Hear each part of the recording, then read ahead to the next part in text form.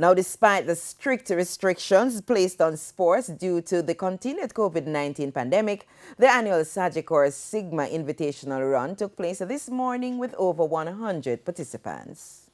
Frustration has been growing about the continued absence of live action, despite the Ministry of Sports dangling a proverbial carrot on February 5 that associations should apply for approval of their events on a case-by-case basis under the Disaster Risk Management Act.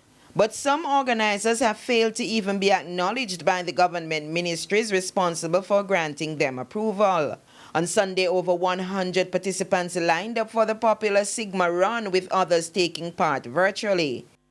And though it was a far cry from the thousands that would usually crowd the streets of Kingston, event organizer Alfred Francis said the hosting of the annual run provides an example for other associations. As these are extraordinary times when it comes to the whole COVID protocol, and to get everything right and the approval of all the relevant ministries, we had to really reach out. And we wanted to set an example today to show persons that we can conduct sporting events under strict COVID protocol. And Francis offered to assist other sporting organizers in their quest to convince the government to grant them approval. We were able to get approximately 100 runners that comprise of wheelchair persons, female runners and male runners, all on the track.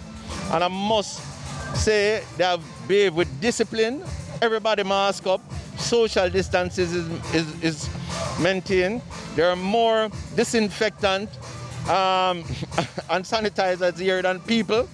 So it has been a good execution, and I hope that our protocol can serve other organizations, and we're willing to share to see how we could get back sport on track and restrict the spread of this COVID-19 virus. Meanwhile, the race was split between men and women, with net timing determining the winners.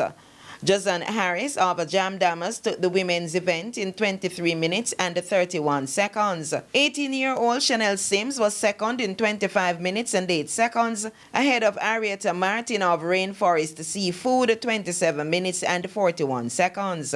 The Calabar duo of Kevroy Venson and Rivalda Marshall featured in the men's event, with Venson winning in 17 minutes and 14 seconds. Kosiana Dunkley of Tax Administration was second in 17 minutes and 32 seconds, with Marshall third in 17 minutes and 39 seconds.